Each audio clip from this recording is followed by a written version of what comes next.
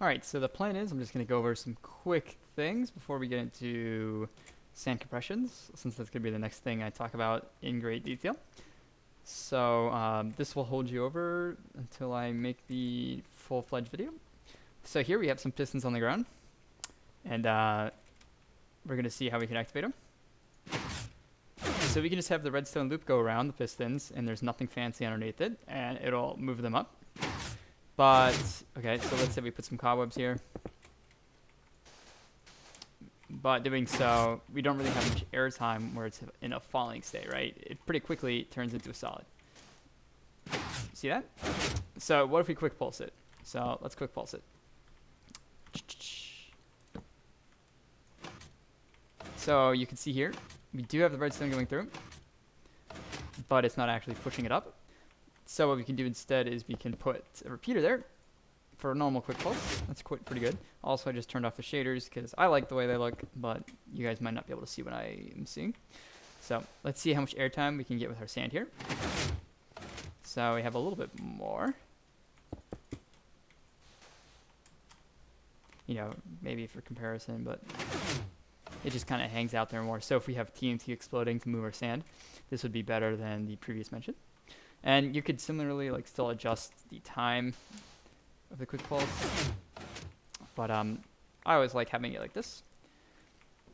Let's see here. Okay, so if we have a obviously if we have an explosion, we need to have these extend, but depending on the sand compression, we can have, there's a couple different ways we can shut it and open it. So here we have some pistons that this is like a flat surface right now, but we can extend them 2 blocks out like so. So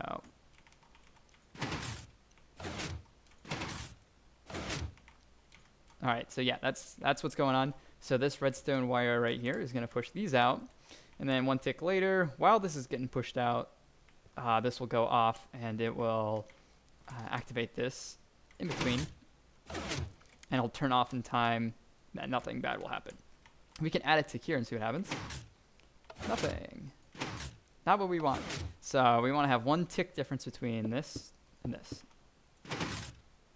So using this in a sand compression, let's say we have our normal pistons like down here. Sand like this. Hey. So this is basically using the exact same thing here, except I have it on with a redstone torch. So that's a pretty common way of doing it. Again, here we can adjust the timing of this, see what happens. It doesn't work right. So you need to have 1 tick for how this is wired out. Another thing you can do, so this is just a piston pushing off really quickly. Nothing special, and this doesn't even matter. So, okay, what's going on here? So that piece of sand is not in that piston, like it's on top, it's floating about, not breaking. We can have 2 pieces of sand together right here. Once we add a third, it still seems like it's going. Oh, there's 1. Okay, so, you know, eventually it's going to break. So I'm going to stop this. So 1, 2, 3. Let's get this going.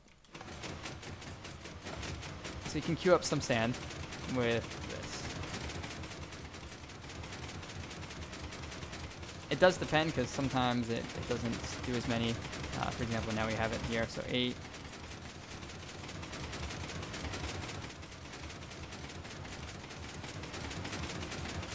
Or 12, so just added 4, and there's 1, there's 2. Okay, so that's that. You can move items with, actually, let me rephrase that. If you have something in a cobweb and you want to move it out, what you can do is, let's put our sand here. You can use pistons to move it out. However, we need to figure out how many pushes it takes. So it takes, I believe, 4 or 5, actually, and I have this going off a lot. But in terms of the timing going in, you need to have some space. So I just have a loop or a comparator here taking the signal. Wood buttons have a longer pulse length or something than stone buttons. And so having 1 tick no, 2 ticks. 2 ticks after 4 or 5 pushes will move the sand out. 4, bam, it's out. Let's do it again. However, with something like this, how many is that? 1, 2, 3, 4, 5, 6, 7. Okay, it's like a lot. So this is the solution we want to use. And you could have 2 rows of cobwebs, like here and here, and double piston crazy setup using something like this, which I just showed. You could move 2 layers across. However, what you could do instead of having it push 4 times, and sometimes servers can limit how many times a piston pushes or how many pistons move in a chunk for a given amount of time, you could do a instant pusher. I don't know what we as in Canoners call it, but it pushes over it and then it retracts back. Double piston extender with a sticky piston here instead of just a normal one. And see how this pushes this block over. Watch this. It's out. 1 push. 1 steady push. So it has a much faster work time than this over here. And I think that's all I got for just some stuff with sand compressions.